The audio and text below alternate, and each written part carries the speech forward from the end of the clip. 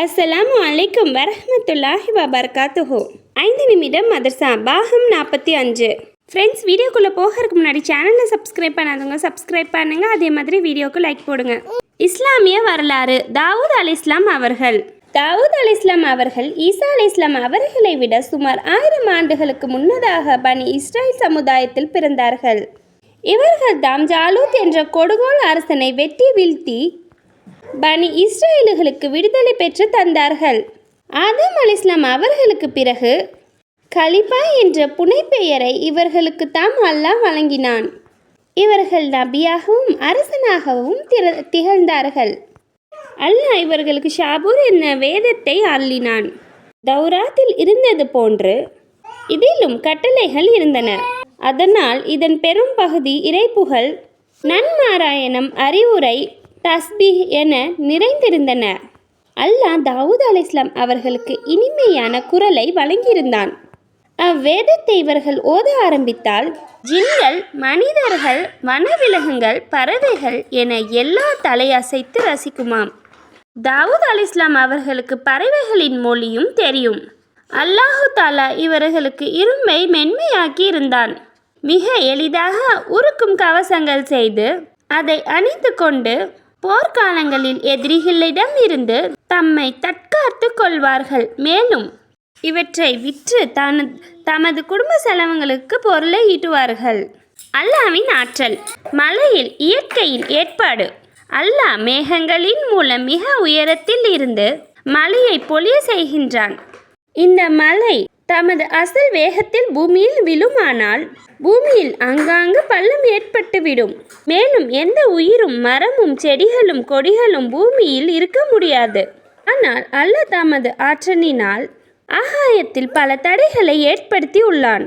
அவற்றில் முட்டி மோதி வருவதால் வேகம் குறைந்து பூமியை தொடுகின்றது. இதனால் பூமியில் யாவும் நலமுடன் இருக்கின்றனர்.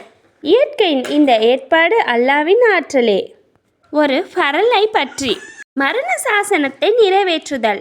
குர்ஆன்ல அல்லாஹு தாலா கூறுகிறான், சில வாரிசுகளின் பங்கு பாகத்தை பற்றி கூறிய பிறகு, மரணித்தவருக்கு கடன் இருந்தால், அவர் ஏதாவது மரண சாசனம் எழுதி வைத்திருந்தால் அவை இரண்டையும் நிறைவேற்றிய பிறகே வாரிசுகள் தங்களுக்கான பாக பிரிவை பெற்றுக்கொள்ள வேண்டும் என்று கூறினான். ஒரு சுன்னத்தை பற்றி.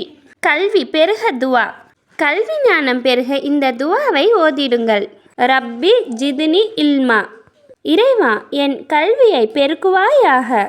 ஒரு முக்கிய அமலின் சிறப்பு. விற்ற பொருளை திரும்ப பெறுதல்.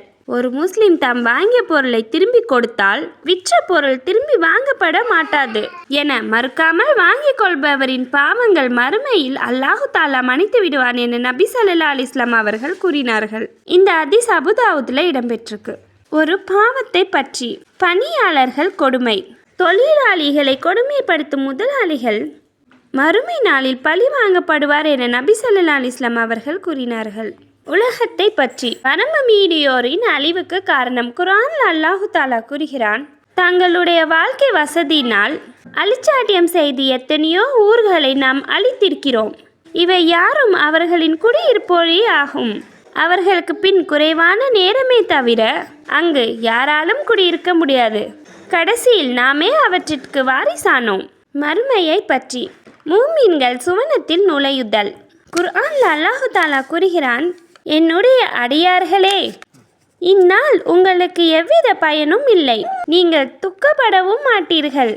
இவர்கள்தாம் நம் வசனங்கள் மீது நம்பிக்கை கொண்டு முற்றிலும் வழிபட்டு நடந்து முஸ்லிம்களாக இருந்தனர்.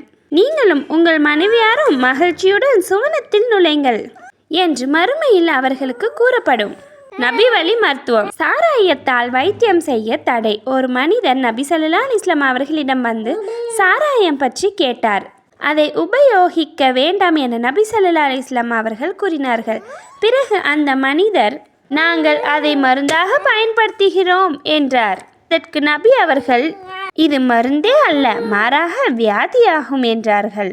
குர்ஆனின் அறிவுரை. குர்ஆன்ல அல்லாஹு தாலா கூறுகிறான், நீங்கள் என்னை நினைவு கூறுங்கள், நானும் உங்களை நினைவு கூறுவேன்.